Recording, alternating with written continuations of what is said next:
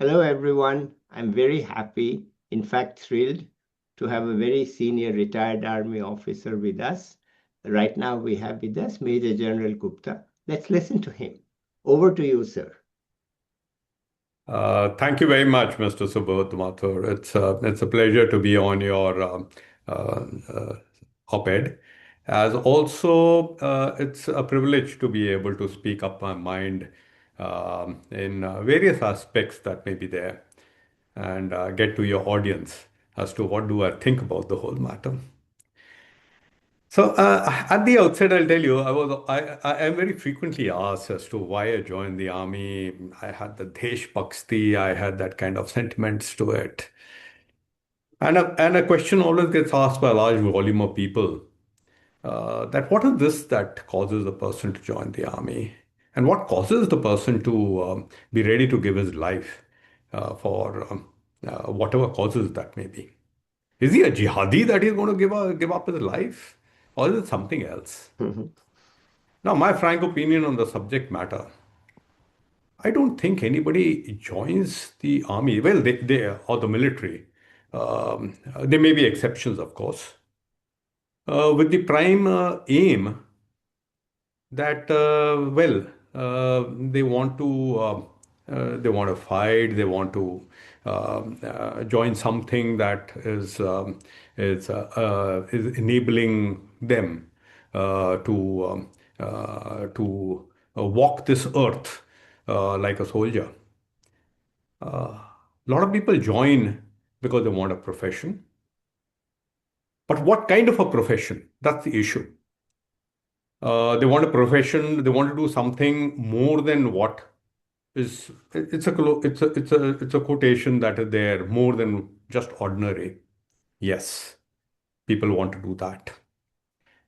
They see something different outside, and possibly some of them are fortunate enough to see what is inside in the military. Some of them don't know about it. They're just basically joining because they want to join a profession, get a way of earning their daily breads. At the same time, it's clean, so that's what they see. Now, but what changes later on? There are two, three things that happen. One is the training is very specific, brings out a realization into a person that he actually is more than just ordinary. His capabilities are honed, his confidence is honed in himself. Second issue that happens is you have lifelong comrades. Right from the inception at which you start off in a battalion, you start off entry into the battalion as a youngster. Your seniors, even the senior JCOs, take pride in teaching you. I'll use examples of myself also within that thing that happened to me. When I joined the battalion, I had a very krant, very big muchas and 6 foot 2 inches South Indian JSO, who took it to himself that he is going to sort me out. He's going to make me realize as to what I am. So we used to have those days people things known as armored personnel carriers, and well, he put me into it. He became the armored personnel carrier commander. And you see, from the side of the armored personnel carrier, you hang on to the thing and you go out, launch head first, feet first, outside. You don't know where you are when you launch. And this person, he parked it and he says, "Crew exit." The first one to exit is second lieutenant. Those days you'd have one pip on our shoulder. Second Lieutenant Rohit Gupta exiting from it. And where does he land feet first? He lands literally in hip level water in the paddy fields of Punjab. Now everybody is looking at me as to how I will react. He's also looking at me as to how I will react. And that's the test that he wants. Either you prove yourself to those guys that you can take it And those paddy fields are full of filth. Can you take it? Yes, you can take it. If you can take it, you have proved your worth at the first stage. Another equation, you have these small little places where the buffaloes wallow, and during the summers, the top crust comes into being. It seems very hard. So there's the place where the LMG is taken up position. And he asks you, कि second lieutenant साहब अभी fire order देंगे. The fire order is supposed to be given at the back of the LMG. You not realizing what you are in for. You walk into that place and suddenly go into that bloody shit. Because that's a place where the buffaloes were bellow and it's full of shit. And you don't realize it. You just go into it and you are down to your knees into it or maybe more.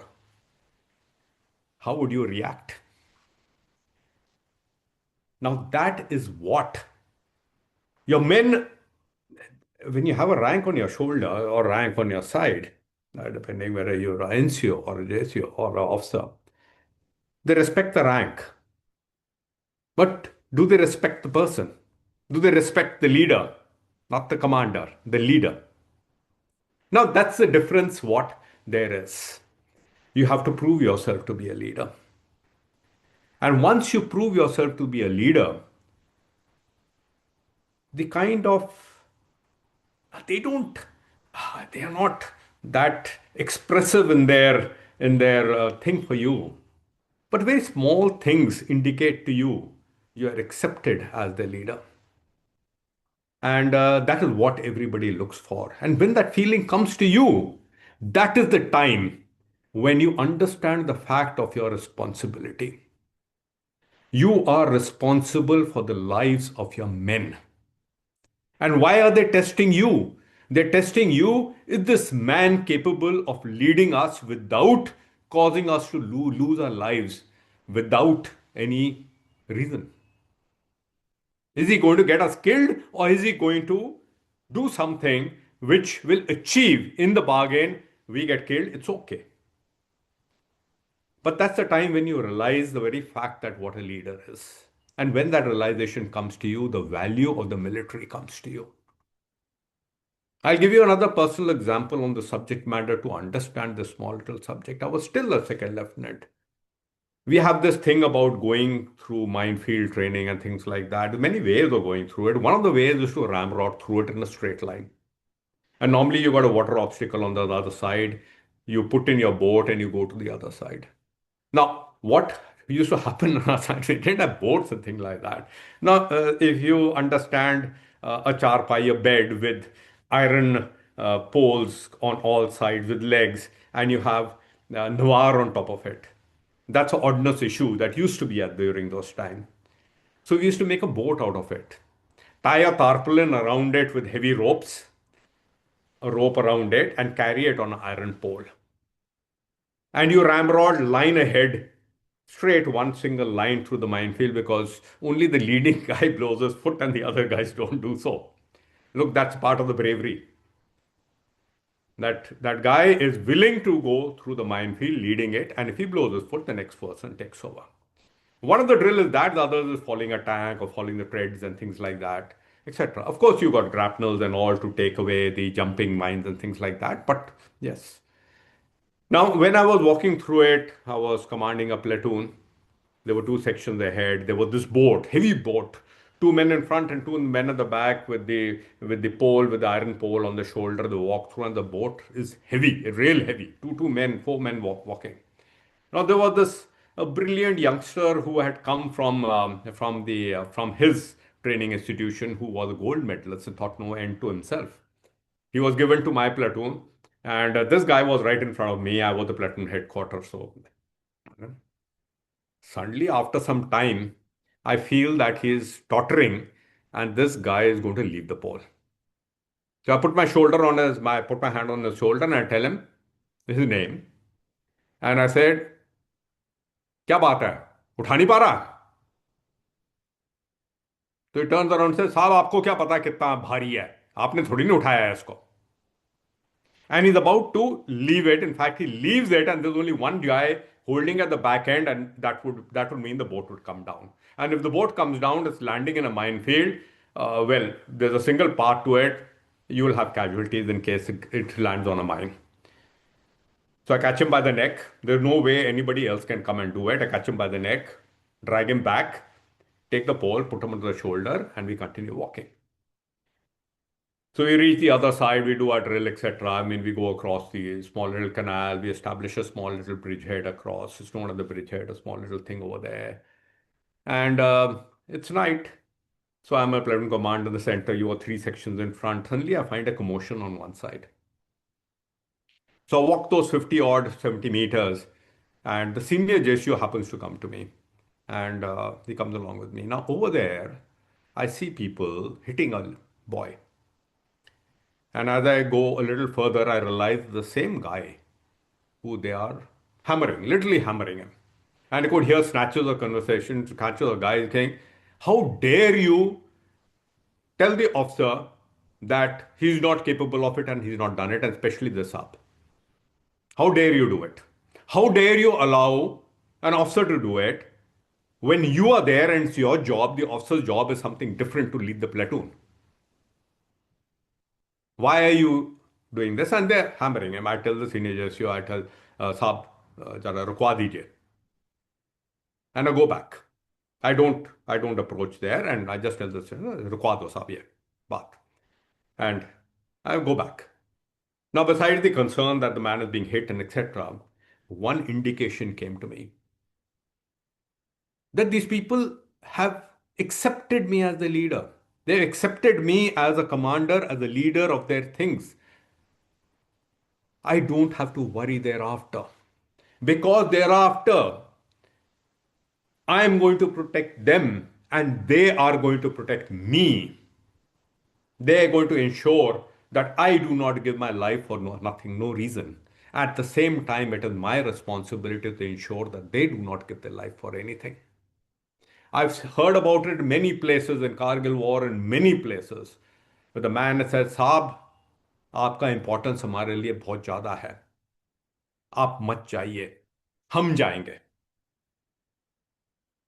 Now that's a very big thing. That's a different matter. A youngster leads right in front, and many died. Many officers died in Kargil operations, or for 71 operations, or any one of the things, or in CI ops.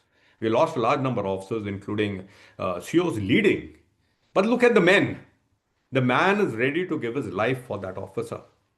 And he knows the importance of the officer because the officer's role is command. If that gets cut out, every person's life in that platoon, in that section, is going to be endangered. He understands that. He understands that importance. And it's a so that kind of a camaraderie, that kind of a thing is amazing. There is no money that can substitute such a thing. There is nothing in the world that can substitute that kind of a thing. I walk into my battalion today. I've got two battalions. One I got commissioned in and one I commanded. I walk into any one of the two battalions.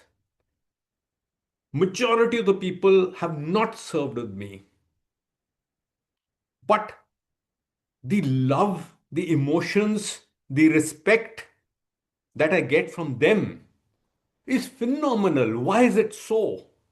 Because that word of mouth carries on and on and on in a battalion that the officer did this, saab ne ye kara tha, ye kara tha, and ye kara tha. They will forget all faults of yours. But they will, all your good points they will raise. They are so good in their assessments. They're so good in understanding you.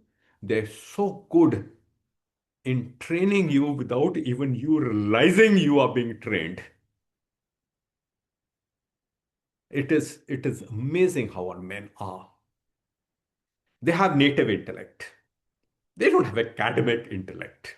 Academic intellect can be set aside. It's got no use anywhere except those books.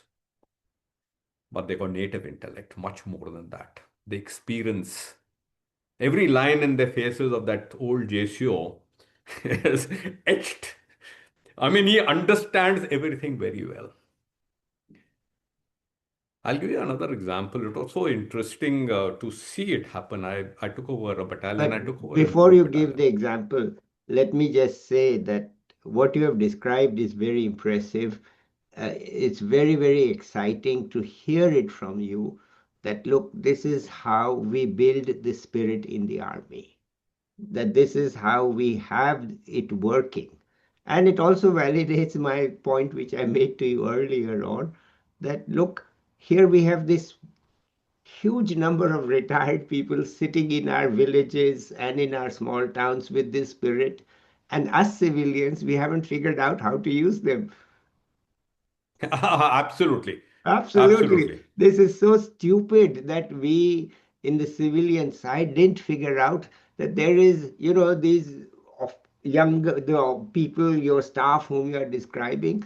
Why the heck they are 45, 50 years old? Why don't we use them in civilian projects? I say, well, they are not trained. I say, what the heck?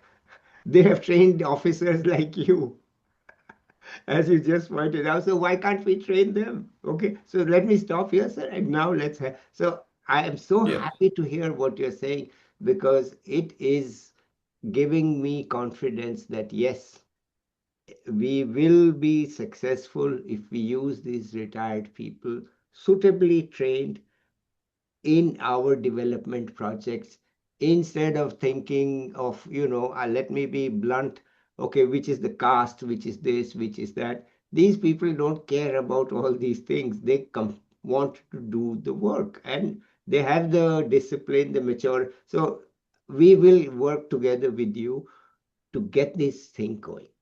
So let me, Okay. sorry to interrupt, but I'm too excited to hear what you are saying because you have just shown us that the army actually creates younger people who can be very, very much of an asset. So let me, please go ahead, sir.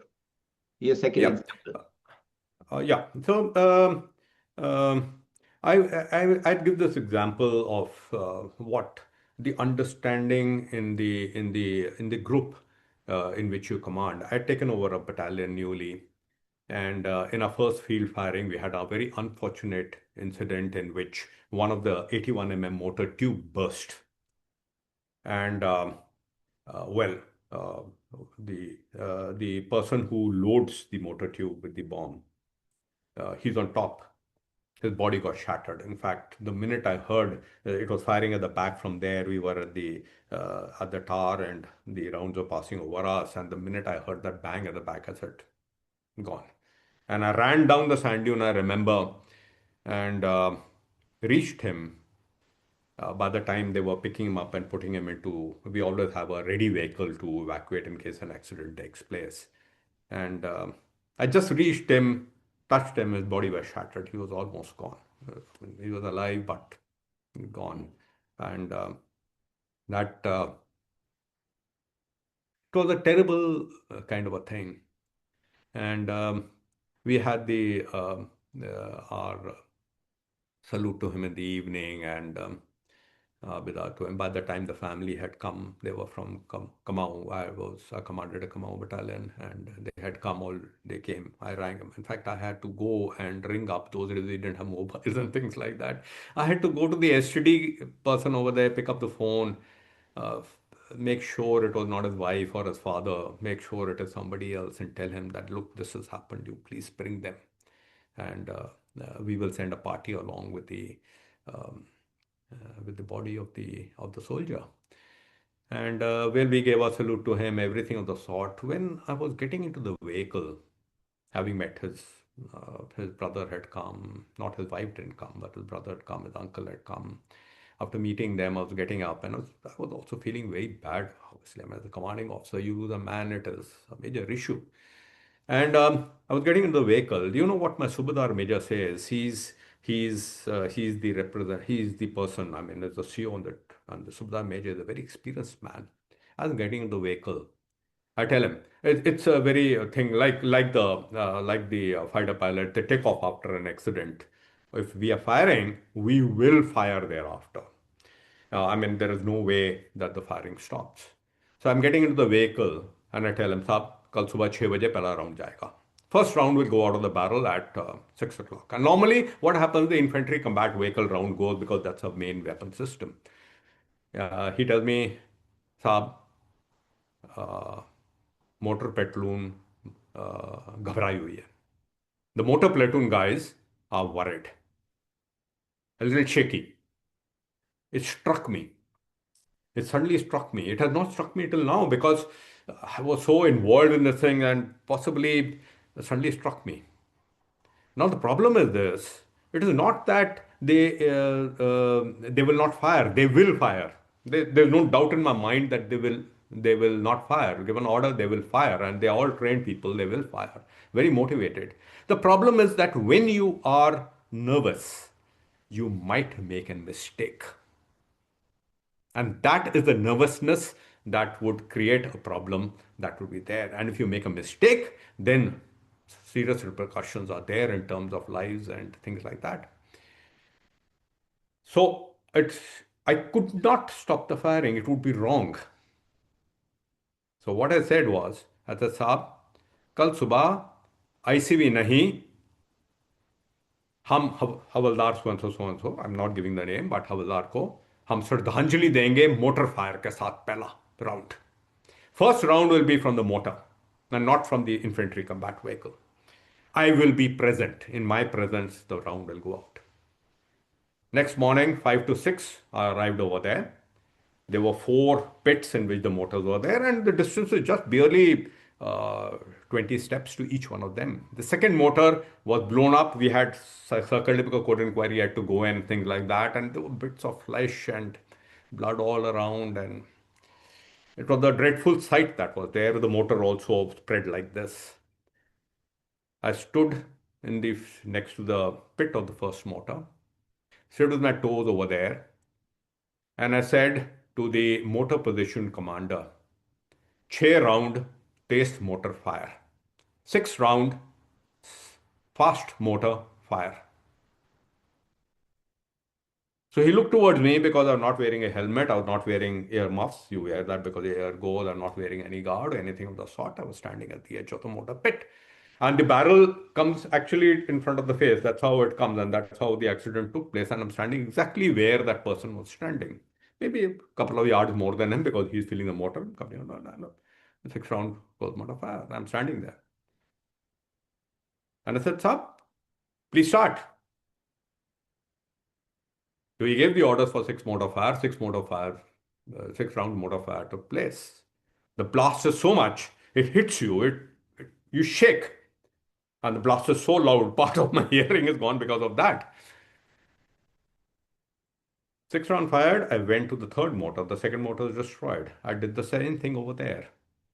Now, having 12 rounds motor fired, I was in no condition now to take another 6 rounds. Anyway, but what I was happy was, the nervousness had gone out of them. Absolutely out of them. Now I was confident as the commanding officer, they will not make a mistake.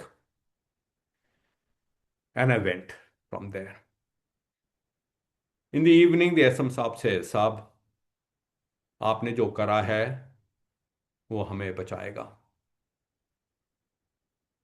Because that confidence level that in the unit comes up so much, it is amazing. Now, that is the kind of rapport you have to understand. You have to put yourself at risk at every point of time, whether it is in combat or wherever it is. You have to put yourself at risk. Because when you put yourself at risk as commanders, as leaders, the men understand the factor that he is not giving futile orders. He understands it and yet is giving his orders which may mean death. He's not someone to do it in just a wishy-washy way. He will give thought to it and do it the correct way. Now, that is the confidence that needs to be bred in the community, and that is what is bred in the community. And that gives you the sense of belongingness and the sense of bonding. It comes thereafter, after commission. All these things come to you after commission. It comes to you. Now, why does a man give up his life? One, he's trained. He understands his capability and he understands that he has reached a level in which the probability of his survival, in spite of taking risk, will be that much more diminished. He has confidence in himself. Second is, he has a position. He has a position in the battalion. He has a position in his society. He will not give up his position irrespective of his death. He will not be labeled as a coward. He will not accept that. He is willing to give up his life, but not be labeled as a coward. He is not willing for that to come in. That is a warrior. He's a warrior. Simple and straightforward. He's got capability. He's not willing to give up his position as a warrior and not willing to compromise on the subject matter. What is the third issue? The third issue is the bonding. He has bonded with the people there. I started off as second lieutenant. I sat in the Tufan cadre. In the beginning, you do a Tufan cadre. I bonded with the people. If they ran around the football field, if the instructor said you run around the football field and come back as a punishment, I did it with them. It's a bonding. Those people are my friends for life. They're much more than the friends that you find in the civil street. These friends are, they would give up their life for you. They would expect that if required, and they understand that you would also give up their life for you, for them. So that is the kind of bonding that you have in a battalion, and that's the kind of ethos that you have in the battalion. Now, having all that in you, imbibed in you all throughout, you come out as a different person altogether. You understand all these things. These people are not, our men are not jihadis. They are trained soldiers. But they will fight to survive, but they will also give up their life if required. They're as simple as that. They pride in their flag of the battalion. They pride in their officers. They will not let down an officer just because he is their leader. Now, this is the kind of thing that these men are imbibed with. It doesn't come easy. It comes with a great amount of sacrifice. The understanding of it comes with a great amount of sacrifice. All of them have it imbibed into them. Imagine you talked about the issue as to what these men can do outside. These men have this quality which nobody else has. Nobody else has it. You cannot have this quality outside. You just can't have it. This quality is imbibed in them right throughout. Now, this quality transgresses into a different form when they come out of the military. And this quality is not found in anybody else but these people. Now, how the civil society can use this quality? Firstly, you have to understand it. You have to understand this quality that the simple man has, the pride that he has in himself. Look, he understands the fact that he, as a warrior, has the right to stride on this earth with his 56-inch chest out. He's earned that right. He has it in him. He will not grovel. He will stride this earth with his 56-inch chest out. Unless his family situation may cause him to pick up a job that actually becomes demeaning. But I'm asking the civil society, why are you giving a demeaning job to such a man? A man who laughingly went to his death, laughingly went to anything that was asked for him. Why are you demeaning him? Why are you giving him a job just because he can't operate your machine for you? So what? You train him to operate your machine for you. Why do you want him as a bloody security guard outside a bloody house? So that is what I'm sorry to get a um, little perturbed on that subject matter. These men have got something that the civil street does not understand. It's simple. It's your job to understand him because he's your military, he's your army.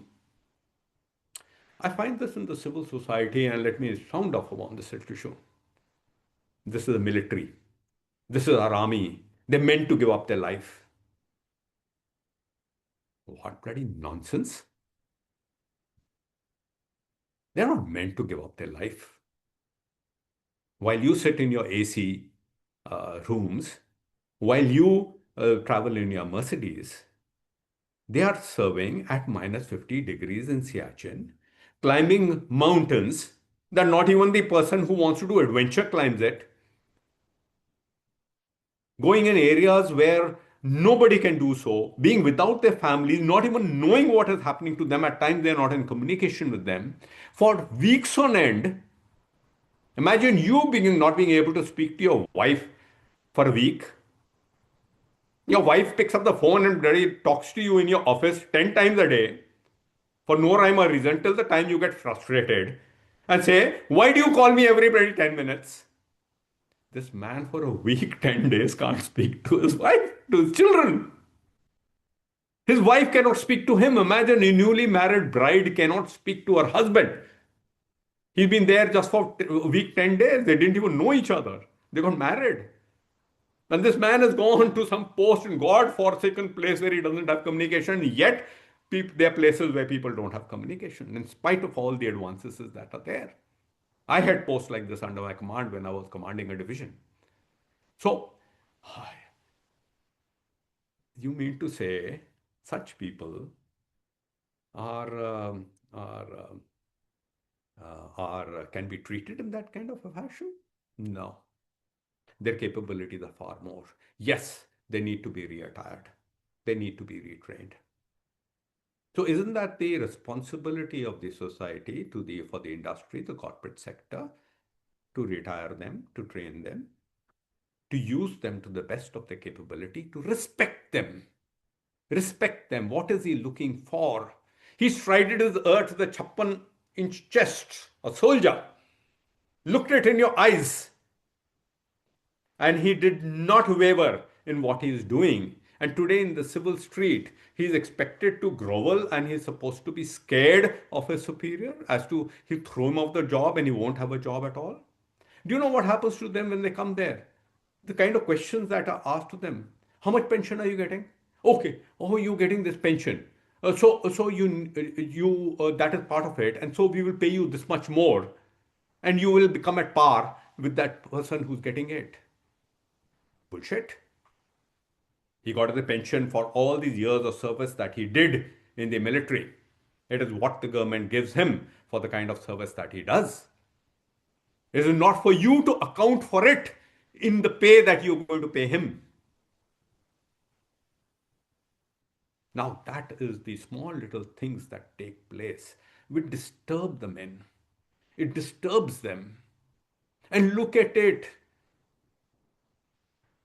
The country will get the military it deserves. You want to be vanquished again like the Britishers vanquished erstwhile India? If you do not respect the military man, if you do not respect the army man, you do not understand it, you don't make the effort to understand him, then you will get the military that you deserve. You respect him, not that side mein tali bajao. For God's sake, that is not the respect anybody is looking for. We are not looking for that. We are looking for as to how you will take care of our men when they remove their uniform and go out. How will you respect them in the villages when they go there? How are you respecting their family, their children, their wives when they're out into their operational areas? What are you doing for them? That is what we are looking for. The minute that thing sinks in, you will get a military which is willing to fight for you. We don't fight for ourselves, we fight for you. So it is not only when he is retiring, it's also when he is in the army. You have land grabbing of his land. The people come to him for leave. Saab, please give us leave. I say, why? Saab, वो पटवारी वो मेरा the broker, he's taking away my land. It's going. It is what my father has left me or will leave me. And it's gone. When I come over there, there'll be no land. The people have occupied it. The people who are harassing the wife, they come to us for that. He's got a court case going on. For God's sake, he can't fight a court case. He can't maneuver through the administrative nonsense that is there in court cases or the getting certificates, getting something. There are Sanic welfare boards, etc., to help it out. But then look, they are not the people who should only be helping them out. The society, the panchayat, the village, the people over there, everybody should ensure that his interests are not undermined. Because he cannot think of what is happening to his family while he's in front. Like that motorman, when I was scared that they would get nervous and make a mistake. Imagine the man on the line of control, affected by so much of what is happening to his wife and his children in one call that has come in the week, which he just happened to do for 2 minutes. And something has been said to him. On the line of control, he's sitting there, he's doing patrolling in front of the enemy. And that is what is troubling him, whether he's a leader, he's a commander, or he's just a rifleman. For God's sake, don't do that to him. Don't do that to him, because he will do a mistake. There have been cases of fratricide, there have been cases of suicide, there have been cases of numerous things that take place, far more than what is there in the civil society. Who's to blame for it? The blame is the society as to what they're doing to him. So that is in one part which I wanted to talk about. And the second part I want to talk about, and I'll give you examples there which may be humorous as to how you enter into the battalion and what you do. I'll give my example only. I'll give my thing. So I was a youngster in the thing. I came to the battalion, and the battalion was to go for some kind of a thing into the deserts and things like that. And I was told, you are the layout group commander. The layout group goes early with a few vehicles, the tentage and things like signposting, etc., etc. They go out early and they do all the posting and things like that. Very happy with it. A single paper going out, and they put normally a single paper doesn't go out like this, but for whatever reasons, I was told you take it, and a senior JSU, experienced JSU, was put under me. So I went out with four odd vehicles and one jeep, and went into the desert and place and all navigated through it and found a beautiful place among the sand dunes, a lovely place where the headquarters was also, brigade headquarters was also next. So I said, this is a very good place, let me go there. I walked through the entire lot. Walking in sand is not a joke, but I walked through with the senior JC looking at me as to what this man is up to, yaar. I mean, he wants to really walk across every bloody inch of this place, but he went along with me. So I cited everything.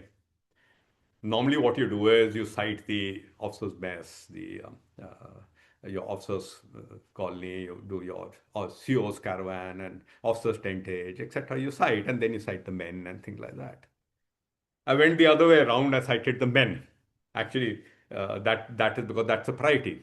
So I said to the men beautifully, the tentage hota, saab yahan se yahan tak tent hoega, your tentage will be here, this will be here. And there's something known as the yellow flag area, which is the deep trench latrines. You don't have flushed water over there. You don't have your deep trench latrines with nothing but a hole in the ground, which is approximately 2 feet by 2 feet wide and 4 to 5 feet deep, on which you put a wooden sheet over it with a trap which opens and you can do it into it.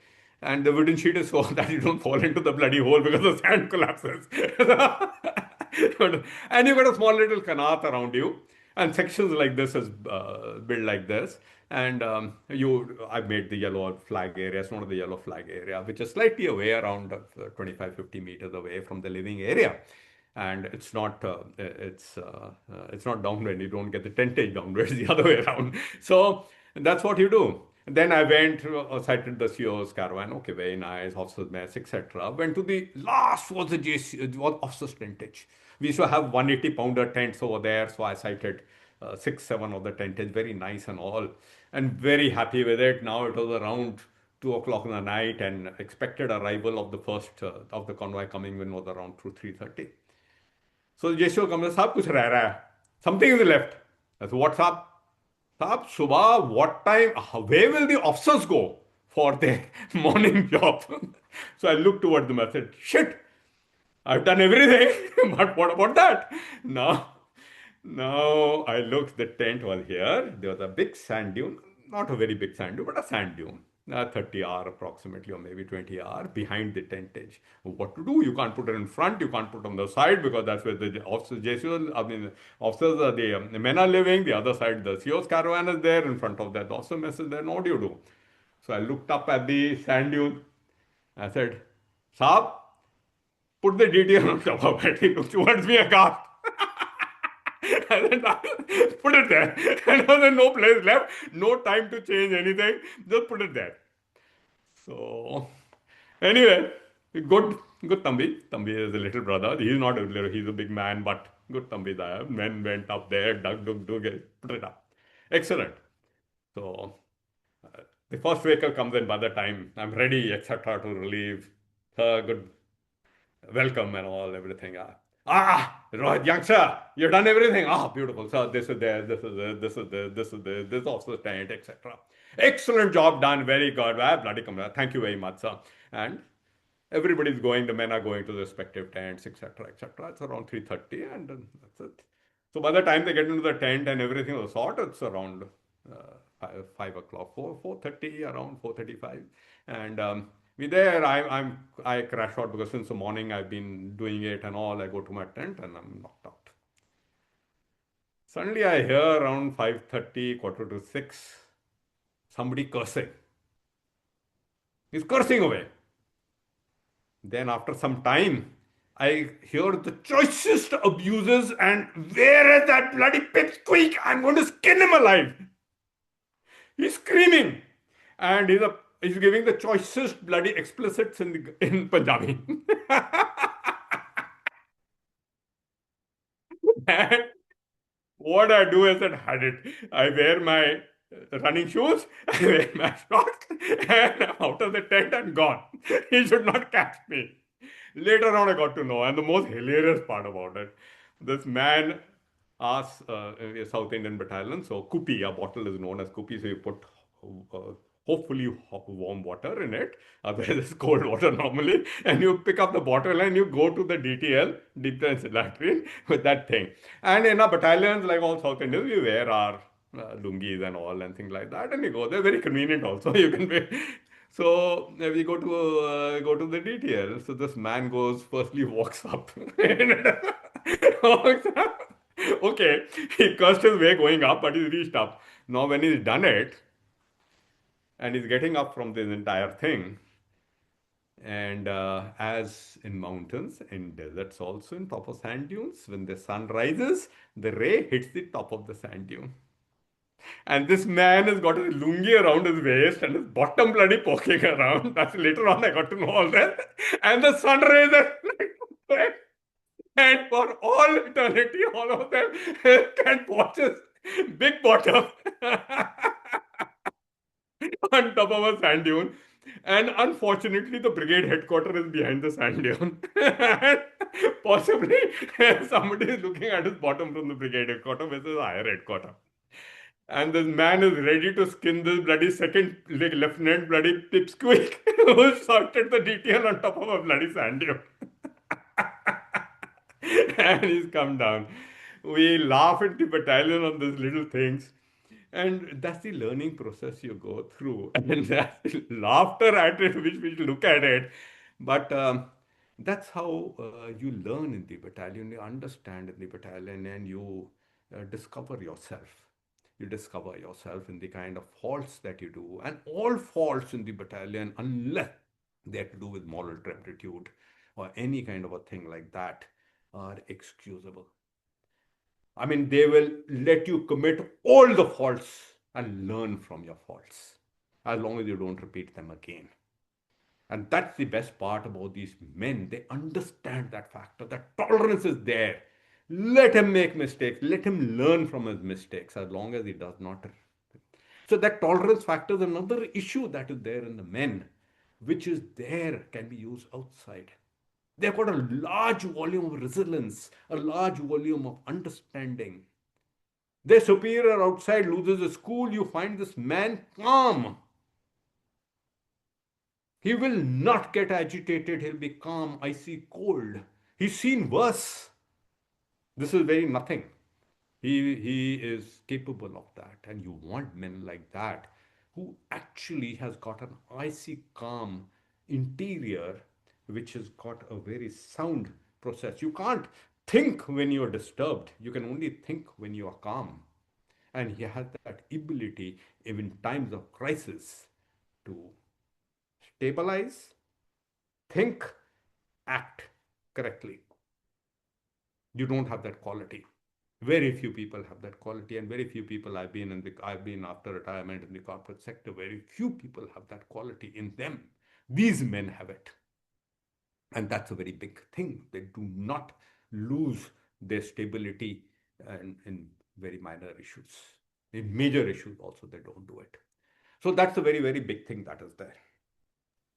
The third thing I'd like to cover. Do I have enough time, please? Just around 5 to 10 minutes. Sir, there's no time limit. Okay, okay. So the third thing, there's a lot of being said about uh, women in the army. I'll give you examples of my life to understand what I'm trying to say.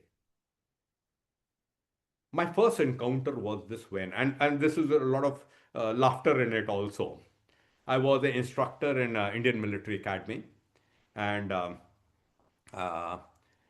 I we as instructors had a class in Chetwood. Chetwood is the mother building there, the most cherished building over there. And normally nobody wants a lecture in the Chetwood classrooms because when, over there if something happens, you're in for a big jump.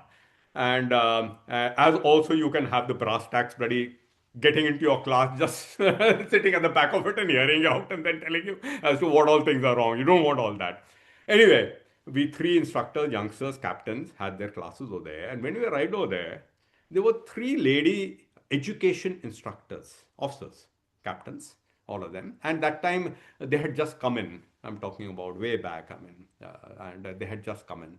I'm talking about something like 1980, 88. So they had just come in, and the lady instructors were there. Now, as gentlemen cadets, they take advantage. They used to take advantage of the lady instructors there because they were considered more softer than the male instructors. Now, the lady instructors are currents. Okay, they can't take advantage of them now. But at that time, they were, and these are education instructors and things like that. So you got three on this side of the corridor and three of this. It's never done. You never have so many classrooms over there because the noise level increases. But the programming officer was a was a rookie and he programmed it like this. Well, so be were there, and neither does the gentleman cadets like it. Well, the noise level was slightly larger, the volume was much more. And luckily, the commandant and the deputy commandant was not there, and the adjutant was not there, and the GCs immediately get to know, and they know that they can take latitude of it. And the noise level at the education instructor, lady in education instructor rooms are far more. Unfortunately, the head of academic department, a brigadier, happened to cross the thing. So and he was a bull of a man, 6 feet 2 inches, bald. He used to love bloody shining his head, and he was a dreadful fight to anyone, especially to young officers and young and to the gentlemen cadets. He suddenly will get a shout in the corridor: "Instructors, come out of the office, come out of your classrooms." So we came out of the classrooms, and the three lady instructors of the education corps also came out. They are lined up on this side of the corridor. We lined up on this side of the corridor. So he turns towards us. He takes our pants off. Absolutely takes our pants off. And we are blown apart, all three of us that were there. Absolutely. I mean, we just didn't know what hit us.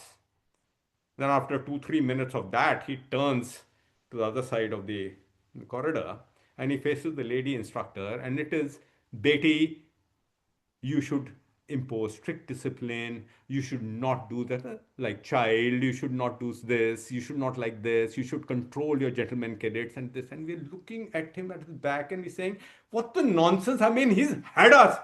And there he is, so soft towards the lady instructors. And the cause of all this was there because they were not imposing the discipline onto the students. and we received the whole bulk of it. First experience. Second, in Parakram, I was in a place called Damalai, and we were given the order that dig in, enemy should not know where you are. And we went in the night, we dug in next to a small little water channel, and it's deserts. Unfortunately, and we are with the ICVs, with the ammunition, everything was sorted, we dug in, camouflage, etc. But no, you just can't move now, no movement allowed. And we find that this is a snake infested area. You got crates and you got vipers over there, a large number of them. So the first thing I did in the morning was I rang up the commanding officer. I said, sir, I want a medical person out here, a doctor. Because if I have a viper bite or something like that, it'll be next to impossible for me to retrieve them. And with respect to the first aid, etc., we got capabilities of first aid, but I need somebody there and I want to the anti-venom. I'm a qualified person to be able to do this. He said, okay, no, nothing. I'll get to the field ambulance and they will send a doctor. On the rear, they found a doctor. Everybody is deployed. The rear, there was one doctor. So they sent the doctor. He comes in the jeep. The jeep comes in. I walk across from my tent to receive the person, and out comes a lady. I look toward the lady. We are deployed, men, everything in the snake infested area. A lady's been sent to me for this purpose. Okay. Anyway, I welcome her, etc. And I said, this is your tent. She looks to her tent. He says, this is a small little thing. I said, yes, we are deployed. I mean, camouflage. And it's a small little thing. I said, that's it. Now, in our battalion, what happens? Like I told you, I talked about the detail. The detail is around 25 meters away. She said, no, I can't go from a morning ablution to 25 meters away. It will be behind my tent. You make it right behind my tent and you put a small little tent over there for privacy and things like that. I look towards her. It is not done in my battalion. My battalion doesn't work like this. It's 1779. The Dastur, the changes, the procedures do not change just like that. Anyway, I called the senior JC. Sahab, please come. Please do this. Do it. He looked towards me as to what I am doing. I look towards them and I say, Saab, do it. Just do it. He put the tent at the back over there. Then she says, what about my undergarments? Where do I put it on? Now look towards that. I said, for God's sake, put your undergarments on the line out here. No, everybody will look at them. I said, I don't care. But put it over there. I'll put a camouflage net over it, whatever you want to do, but do it this way. They sort it out. Next she says, there's this little channel doing, and the channels normally are built on a slightly height. In the morning, we do go for our running and for exercise on the channel. She tells me that the men are looking into my tent while running. Now, that was the last straw. She says, you don't bring them here, you make them go anywhere else. You can't go and run on the soft sand of the desert. You have to run on something which is hard. I mean, that's the last straw. I pick up the phone and I tell the commanding officer, I said, sir, get her out of here for God's sake. I will do whatever is required for the viper and the crate and whatever it is, but get her out of here. I can't handle it. I can't handle it in an operational area. Now, why I'm bringing out these two things is that understand the problem at that point of time. The kind of things in the operational environment that takes place. And when you go to the line of control, it's even more. However, I have good things also to tell you. I was the Colonel GS in 2007 in the valley. There was this encounter that took place, and the encounter took place in the night. And I get the call. and so encounter has taken place. I said, I'm coming to the office and we'll man it. And that's the communication because we are headquarter, we are div headquarter, man it. And I'm coming there. The sir, communication is off. It's off and on. They're having major problems because the brigade communication signal company has not been able to establish it in a reasonable place. The encounter is taking place in a bowl, and all VHF communication is being distorted. So I said, okay, we'll put up a step-up station. I pick up the phone and tell the CO signal regiment. I said, look, I want you to put up a step-up station at so-and-so area. And they should be able to communicate to us, relay the complete messages. He says, nothing. I said, I'm coming there. You please meet me with the officer that is going to go there. And I want a bloody pepping officer who'll go there immediately and establish it on top. I reach the office. Within an hour's time, he brings the officer there. I get a shock of my life because of a lady officer. A young captain lady. I look toward them. I said, friend, what's this? He says, sir, she wants to go. She's the best I have. I've got no other option but to send her because she insists on going. And she tells me as to why I can't go. I'm the best and suitably qualified for putting up this kind of a thing. So I request the lady, I said, please go outside. I said, what's wrong with you? You're going to send 3 men, 1 donkey, 2 porters with this on top of a mountain, which is good 5 kilometers from the nearest habitation, on top over there. And at that time, I expected the encounter to go on for around 2 to 3 days. How is on the hell can we expect this kind of a thing to happen? He says, sir, well, this is it. You take a decision. Now that little thought comes to me, he's putting the bloody problem onto my lap. You do it. So by that time, the GOC is also there. The thought comes to me, let me go and put it into his lap.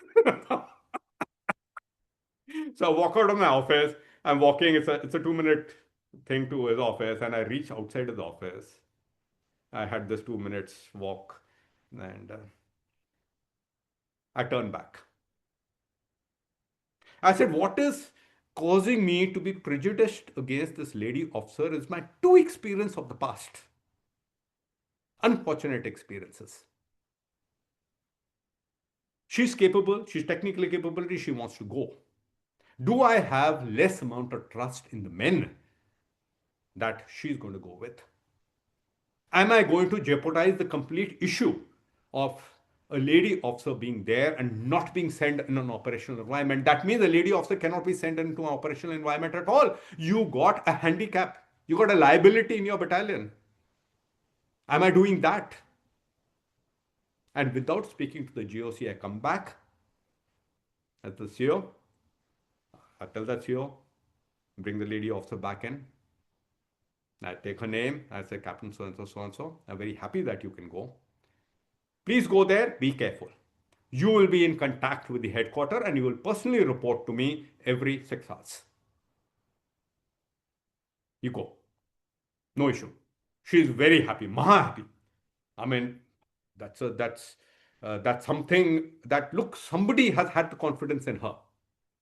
And she goes there. That damn encounter didn't take place over 2 to 3 days. That damn encounter took place over 10 days. There were 15 hardcore terrorists there amongst rocks. 10 days we were firing on it. This lady was 10 days on top over there. Open air abolition, everything of that. In a small little pup tent, living with 3 soldiers, 2 porters, and 1 mule. And establishing a step-up station. She did not come back. Numerous times we are told that please come back, we'll replace you. She said, no. Fantastic lady officer. What a fantastic lady officer. She got awarded. I recommended her for an award, but what a fantastic lady officer. So the other side of the picture also is there. Of such officers that are there. But I'll tell you where the problem is. So we had the chief talking about the issue that ladies in infantry. He did say, if society accepts it, I have no problems. He's correct. I'd like to amplify in that. On the line of control, a large volume of issues take place. At times, beheading takes place.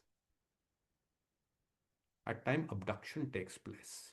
You have the example of Saurav Kalia in Kargil operation and the condition in which his body was returned. You got militants, terrorists on the opposite side, and the Pakistani military is no longer the disciplined military when I was a youngster. They are bloody jihadis. They are more terrorists than the terrorists themselves. If such a thing, God forbid, happens to the lady, now the problem of the commanding officer. Does he consider her as a liability and not send her into the operational environment? He can maybe do it with one odd person. But when there are a large number of them there, he can't do that. He can't afford to do that. And should he do that? No. He has to send them into an operational environment. Despite the risk of being beheaded, beside the risk of abduction, beside the risk of whatever need to be happen. Is the society ready to accept it? Having realized that, do they realize it? Having realized that, are you willing to accept it? I'm a father of a daughter. Am I ready to accept it? If the society is ready to accept it, we are not the Israeli society, please, for God's sake, who are fighting with their backs to the wall and every death compulsory recruitment into the military. We are voluntary army. There the women go and fight also. And we know what has happened in the recent 1 year, 2 years that are there. There are enough tales of what has happened to the lady officers over there at times when they have been abducted and captured in the initial stage. So are you willing to accept that? If you're willing to accept that, you can change your mental thought process and you can stop protecting your daughters.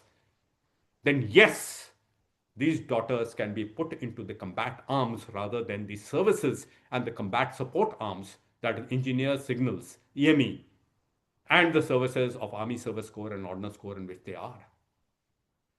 They can be put in. But as a society, we have to change our thought process. Are you capable of it? If you're capable of it, the military will look after it. No issue. These women are capable. I've seen them, and I gave you that example, recent example, when not very recent, 2007, when I was there. And they're far more capable right now. They're flying. They can be shot down in enemy territory, taken captive. They're flying. So as long as the society is willing, the girls are ready to accept it. Is the society willing to accept it? The parents are ready to accept it. If the relationship, that's what the chief has said, which I amplify. My last aspect, which I want to trust about, is spiritualism. I'm not talking about religion. I'm talking about spiritualism. There are a lot of things that happened. This officer who was a Christian who did not go to church, who was dismissed from service. A lot of things have been there. A lot of things have been taught. A lot of things have been talked about. We are not a religious military, for God's sake. We are a spiritual military. In our battalions, irrespective of what community, what religion is your personal religion, you have a deity of the unit. Whether Durga Mata, whether Bhavani Mata, whether it is Kalika Mata, whether it is Krishna, whoever you purchase to. If the unit happens to have Khalsa Sikhs, it has got a Gurdwara. If it is got Muslims, it does have a masjid. And there is the concept also of a Sarv Dhram Sthal, in which in one building everything is there. You got the Quran, you got the Guru Granth Sahib, you got the Bible, you have everything, and the pictures of everybody is there. Everybody goes and prays to them in the fashion which is peculiar to that unit. In that fashion. You go there, it's a parade. Now, what is it doing? It is nothing religious. It is bonding. You bond. We are one. We bond together. These are bonding exercises that take place. We are one. The belief that your unit deity will look after you. We believe in karma. We believe in spiritualism. We believe that our deity will look after us, irrespective of what happens to you. Look, if somebody says he is not scared in an operational environment when the firing is on, he's wrong. Even the man in the military, the most experienced man, has got an uneasy feeling. The scare is there. But what helps him to capture it? One is his motivation in terms of training, that he is an experienced person, well trained person, he will survive. Second is that he cannot let down his own reputation, his family's reputation, his battalion's reputation, his Pulton's reputation. He cannot let down his leader. And the third is we have bounded together. We have bonded together in one bind. My deity, our deity will not let us down. If he wants us to go, I will go in a good cause. That is the bonding that takes place there. The other bonding exercises, like for me in a Kamauni unit, Bedu Pako is a very famous song. We all dance to it. Men, officers, JCOs, everybody dances to it. We even have the ladies kicking off the high heels, hitching up the sarees, dancing along with everybody. We have the children joining in. The children also. We have that bonding exercise. It's like a family. It's like a family. So these spiritual activities, nothing religious about it. It is spiritual. It raises your belief in as a soldier. It raises your belief as a soldier. Krishna gave a sermon to Arjun in the battlefield. It is the highest society position is a warrior. That belief comes to you when you share spiritualism. You share the belief. There's nothing religious about it. So it is something that our military cannot do without. No military can do without. And it does not breed jihadis. It does not breed religious zealots. It breeds a belonging, a bonding, a belief in yourself, a belief in your comrades, and belief in the Almighty. And that is what lends you to be a warrior. Warriors in the past have also been enlightened in spiritual belief. Warriors in the past. You take Durga Mata, she was a warrior. You take Kalika Mata, she was a warrior. They're warriors. Krishna was a warrior. So you have this. So that is where the belief comes from, where the distinguishing between a religion and spiritualism comes into the military. And that is what we are. That is what we are. And one needs to understand it. And if we have to bond, everybody has to observe that bonding and that procedure for the bonding, that process for the bonding. It's part of the entire issue. The jigsaw puzzle to make a warrior fits in numerous aspects. And this is the bonding. Now, this again is the belief that the person takes outside. When he takes outside and he walks that street, he has the ability to tell them, you forget all this. We do not recognize in the military that he's a Muslim, he's a Hindu, he's a Christian, he's a Sikh, or he's from this community or this caste or this thing. There's nothing of that sort.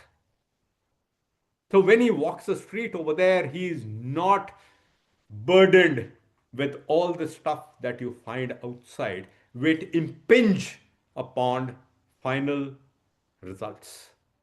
All this impinges upon final results. He does not do so. He believes in capabilities. He believes in the person's interior ethos, the way he functions, his personality, his honesty, his integrity, and the way he functions with him. He doesn't believe in anything else. Now, that is a quality which I find outside with very few. There are people who understand it, but there are a large volume of people who do not understand it and use this as a position of creating divisions, leading to a result less than optimum. He understands it very well, and he can exploit it to the hilt that is there. So, Mr. Subodh, I think I have said my bit, my thoughts on the subject matter. They may be controversial in certain issues that are there, But this is a pure thought from the heart of a military man who's seen the life of there, is understood as to what things are. In my perception, other people may have different perceptions. I've understood it, and I think our men, our officers, have got a great lot to offer the country. Great lot to offer the country. You don't make men like that. The men are different. They're a different breed altogether. I would, I would say this again. The country gets a military what it wants. You want a weak military, you'll get a weak military. You want a strong military, then support the military, not in clapping, not in narabaji, not in slogans, but support the military by looking after his family, looking at his men, giving his rights, looking after him once he gets there, giving him the pride of place, letting him retain his pride, his respect that he had as a military man. Don't undermine it. Don't undermine his family. Do not undermine all this, because that allows him to function and that gives you the bonding. That gives you the belief in that military man that my countrymen need me and they respect me. They will do anything for me and my family. And therefore, if I have to give my life for the country people, I will do so. That belief is very important. Without that belief, I'm sorry, you will undermine whatever level of training, whatever level of confidence, whatever level of bonding that we have. You'll undermine it. And that is what I ask as an ex-senior officer of the Indian Army from my countrymen. You should be capable of telling the politician, the governance of the country, I want a strong military. I'm ready to tighten my belt. But please give them the best of the munition, the best of the equipment, the best of the treatment, because he keeps the integrity of the country intact. The military is not an instrument of war. It is an instrument of war avoidance. If the military is strong, no country will attack you. You have the ability to stand in your position in any negotiation in the world if your military is strong. If your military is not strong enough and the other thing feels that it can push you around because your military is not strong, they will do so. You will lose out on a large number of things, including your economic interest and including a large number of issues.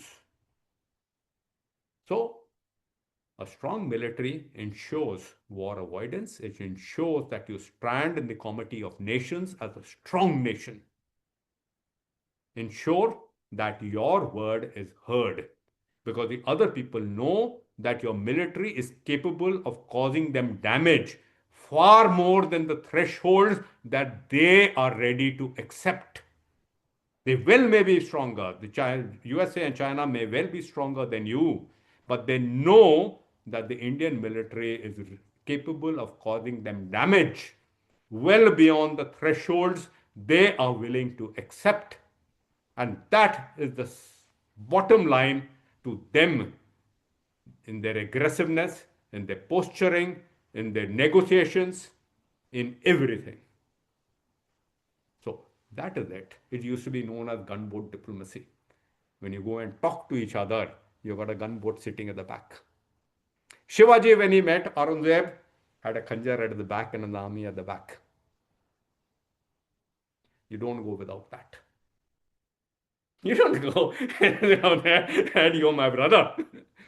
Well, you're my brother. But if you're not going to be my brother, then there's somebody standing at the back of me who is going to make sure that he damages you badly beyond your thresholds. So that is what the military is. In fact, the society must ask the politician, please put as to what your manifest is and put the military on top of your manifest. on top of your manifest. When you come in for elections, put him at the top of the manifest. Because a strong military, and I'm so happy this government is doing it in terms of so many things to make a stronger military. They've realized it.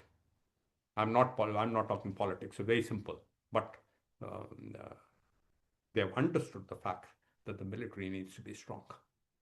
It is not Chini, Hindu, bye bye. I'm sorry, we are bye bye, but we got a military to ensure we remain bye bye. Thank you, Mr. Sabot. It's been a pleasure to bring my thoughts to you.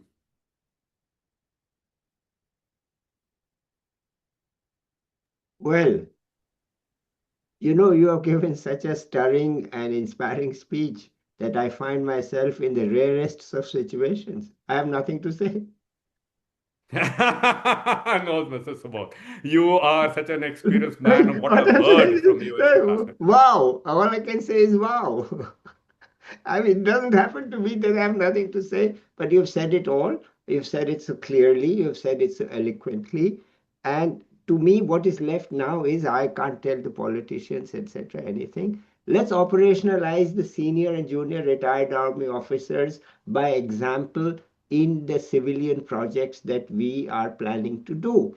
And let's hope that others then take it forward and use this idea that, look, we, as you rightly pointed out, we have all these people, and including the senior people. Why don't the civilians recognize their worth and train them in the new job that they have to do based on attitude and aptitude? It is, I'm reminded of one thing that, when Honda came to the United States to manufacture cars, they said, we don't need anybody with experience at making cars.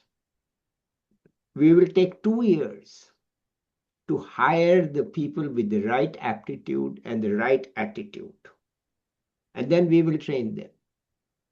That's it. Aptitude and attitude, these are the words I learned from them, that your people should have the right aptitude and the right attitude.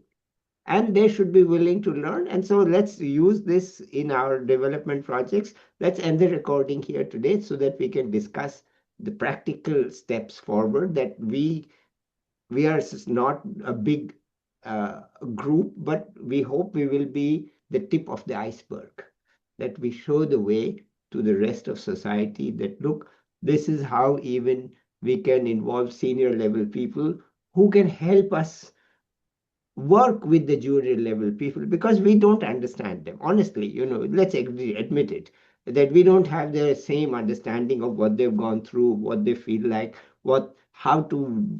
So we have decided that we will use the senior army people to guide us, to help us. How much we have to pay, how do we select, how do we train them, and we will include, as you rightly said, the families of those people, and including the widows.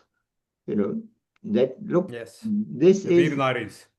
yeah, we will include them, and not in charity. This charity is useless. Nobody Not wants. charity. Not No charity. charity, no charity. No charity is to be, no dole. No No dole, dole. no dole, no charity, no dole. Make them productive, right? Make them Absolutely. productive. They need That's it. respect. And therefore there will be, and as I said to you, the agents of change, so that the respect comes from their neighborhood. It's not at our respect. We train them to be agents of change. The change we know, the change we can bring, but we need some agents, and they will be the agents of change. Very simple terms. Technological change, we can train them in AI, we can train them in ML. This is not a big deal. We know Absolutely. how to do it. We have Yes. people who can teach them. We can give them the equipment and so on, subsidy money. We can find it all. So we will do it. But let's end this here today and turn to discuss it offline so that we can discuss in Yes. more detail. So thank you, Major General. That was a very, very inspiring, right from the heart speech. And if I may say so, it justified the need for this channel. There was a lot Thank you, of sir. thought, there was a lot of wisdom in letting people speak their heart out, as you did, instead of asking silly questions in which the host pretends to understand the situation. I couldn't have asked you any meaningful question. You know your matter. You spoke it like the person who knows. Okay, let me stop talking. Let's end this here today. Let's bring Ashok Yes. in, and he will talk first about. Today, I think he will only talk about how to use them in planting trees and increasing incomes that way. Later on, in continuing, we will talk about what to do in the small towns. Is Okay? it going to take some time or No, because I've what? got something that is, Okay, my wife has 5. already tapped on the door. Okay, so let's end it here today. We will let me just introduce you to Ashok, and Yeah. then we can At a subsequent date, we yeah, can we get can have together another and meeting. But yes, two I would minutes, like to. I would like yeah, to. just to